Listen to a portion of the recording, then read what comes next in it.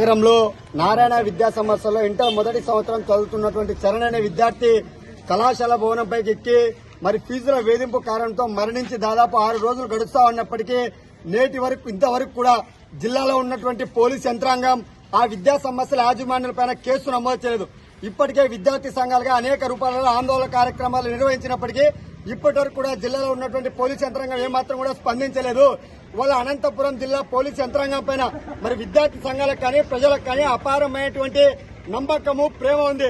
ఇవాళ ఏదైనా కానీ జిల్లాలో రాబరీ జరిగినా, హత్య కేసు జరిగినా, మర్డర్ కేసు జరిగినా కూడా ఇవాళ గంటల వ్యవధిలో ఛేదిస్తామని చెప్పి రాష్ట్ర వ్యాప్తంగా అనంతపురం జిల్లా పోలీసులో ఒక మంచి పేరుంది. ఇవాళ కానీ నారాయణ విద్యా సంస్థల్లో ఒక విద్యార్థి భవనంపై నుంచి ఎక్కి దూకి ఆ కళాశాల యాజమాన్యాలు అక్కడ ఉన్నటువంటి రక్తపు మరకలు పోలీసులు రాకనే చెరిపి వేసినా కూడా ఇంతవరకు కూడా నారాయణ కళాశాల యాజమాన్యాలపైన కేసు నమోదు చేయలేదు. ఇవాళ ఒక విద్యార్థిని చంపినటువంటి నారాయణ కళాశాల యాజమాన్యంలో ఏసీ రూములలో కూర్చుంటున్నారు. ఆ విద్యార్థి తల్లిదండ్రులకు అదేవిధంగా మరొక విద్యార్థులకు అలాంటి అన్యాయం జరగకూడదని చెప్పేసి రోడ్లెక్కి ధర్నాలు చేస్తుంటే విద్యార్థి సంఘం నాయకులపైన వాళ్ళ పోలీసులు కేసు నమోదు చేస్తున్నారు. ఇప్పటికైనా కూడా జిల్లాలో ఉన్నటువంటి పోలీస్ యంత్రాంగం స్పందించాలా?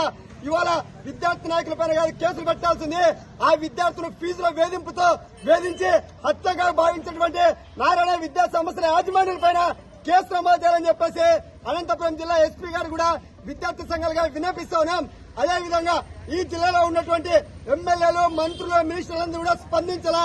అదేవిధంగా ఇవాళ గతంలో వాళ్ళ ప్రతిపక్షంలో వైసీపీ అధికారంలో ఉన్నటువంటి సందర్భంలో ఇదే ఎమ్మెల్యేలు, ఇదే ఎంపీలు విద్యార్థి సంఘాలతో అనేక రూపాయల పోరాటాల్లో పాల్గొని నారాయణ విద్యా సంస్థల ఫీజుల దోపిడీ అరికట్టాలని చెప్పేసి మాతో పాటు ఉద్యమంలో పాల్గొన్నారు. ఇవాళ మీకు అధికారంలోకి వచ్చిన తర్వాత ఆ రోజు ఉద్యమంలో పాల్గొన్నటువంటి అంశాలన్నీ కూడా మర్చిపోయారని చెప్పి మేము ప్రశ్నిస్తున్నాం. ఇప్పటికైనా కూడా ఈ ఉమ్మడి జిల్లాలో ఉన్నటువంటి 3 మినిస్టర్లు కూడా స్పందించాలా? విద్యాశాఖ మంత్రి స్పందించాలా? తక్షణమే ఏదైతే విద్యార్థి మరణానికి కారణమైనటువంటి నారాయణ విద్యా సంస్థ యాజమాన్యాల పైన క్రిమినల్ కేసులు నమోదు చేసి మరి జిల్లాలో ఉన్నటువంటి ఆర్ఏఓ గారిని సస్పెండ్ చేయాలని చెప్పేసి ఈరోజు ఆల్ ఇండియా ఇస్లాం ఫెడరేషన్ ఏఎస్ఎఫ్ గా డిమాండ్ చేస్తున్నాం. లేని పక్షంలో విద్యార్థి సంఘాల ఆధ్వర్యంలో చలో విజయవాడకు పిలుపునిస్తామని చెప్పి ఈ సందర్భంగా రాష్ట్ర ప్రభుత్వాన్ని హెచ్చరిస్తా ఉన్నాం.